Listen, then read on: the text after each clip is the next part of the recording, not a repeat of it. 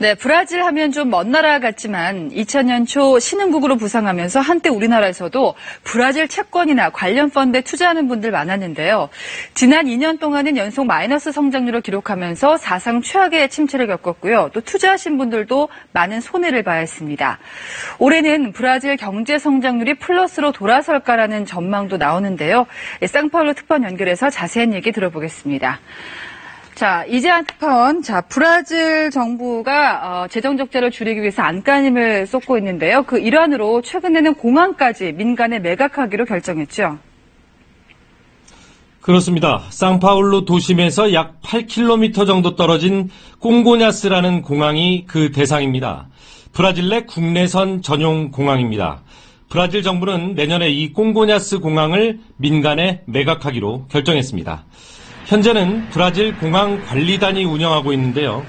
내년에 이 공항을 매각할 경우에 200억 헤알, 하나로 7조 원 정도의 수익을 얻을 것으로 정부는 전망했습니다. 여기에 국영전력회사 엘레트로브라스에 대한 민영화 추진 의사도 밝혔습니다.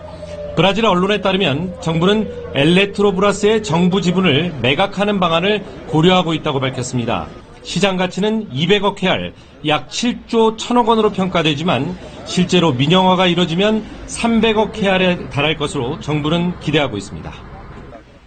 또 최근에는 브라질 공공부채 부담이 주요 신흥국 가운데서 최고 수준이다. 이런 IMF 발표도 있었는데요. 이거는 어떻게 해석해야 될까요?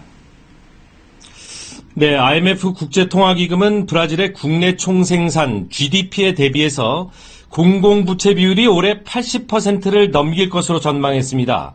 우리나라 지난해 기준 38%에 배가 넘는 거죠. 더욱이 2022년에는 90%에 근접할 것으로 우려했습니다.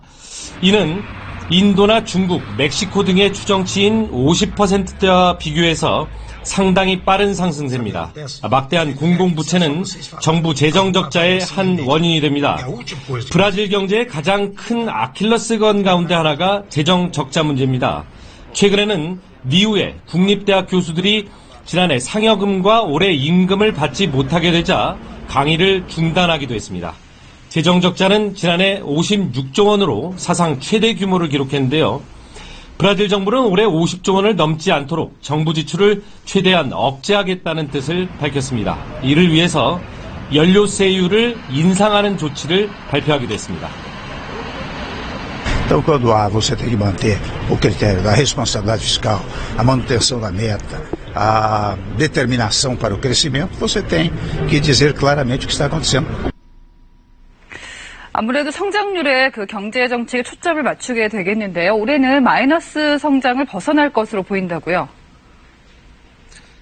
네, 브라질 경제는 지난 2015년 마이너스 3.8%, 지난해 마이너스 3.6%의 성장률을 기록하면서요, 사상 최악의 침체 국면이 이어졌습니다. 하지만 브라질 정부는 올해 0.5%의 성장률을 기록할 것으로 전망했습니다.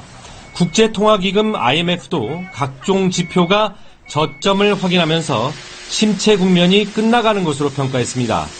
장기 전망으로는 2019년부터 오는 2022년까지 2%대 성장률을 기록할 것으로 내다봤습니다.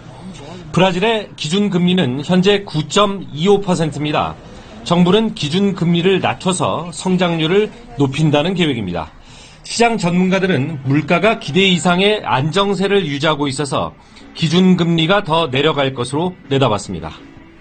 네, 브라질 입장에서 한 가지 더 긍정적인 소식은 올 상반기에 무역수지 흑자가 사상 최대치를 기록했다면서요.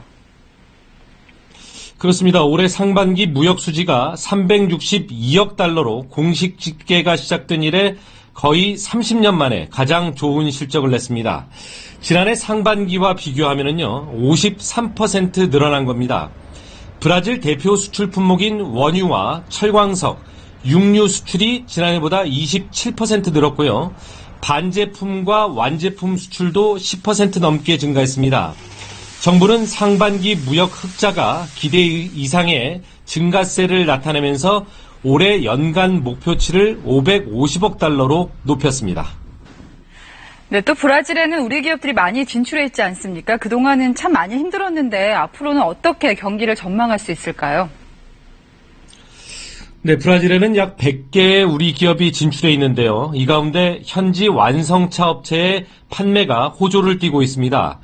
올 들어 시장 점유율 4위를 기록한 완성차 업체는 이달 들어 중순까지 소형차의 판매량이 2위의 기록을 세우기도 했습니다. 브라질 전체 판매량도 4년 만에 처음으로 증가세를 나타내서 자동차 판매 실적이 점차 나아질 것으로 기대하고 있습니다. 여기에는 브라질 정부의 친시장 정책도 한 요인으로 작용하는데요. 오는 11월 시행 예정인 노동개혁에 따라서 이른바 브라질 코스트로 불리는 추가 비용이 줄어들 것으로 전망하고 있기 때문입니다. Né? Você vê a confiança do consumidor e do empresariado e do investidor realmente mudou, já subiu bastante, tende a continuar subindo.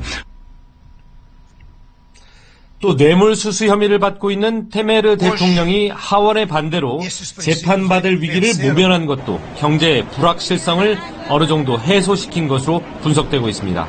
다만 14%에 달하는 실업률이 브라질 정부에겐 아직 큰 부담으로 남아 있습니다. 지금까지 상파울루에서 전해드렸습니다.